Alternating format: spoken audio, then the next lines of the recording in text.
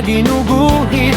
Sino ka nga ba at bakit ako ang hinahangaan mo?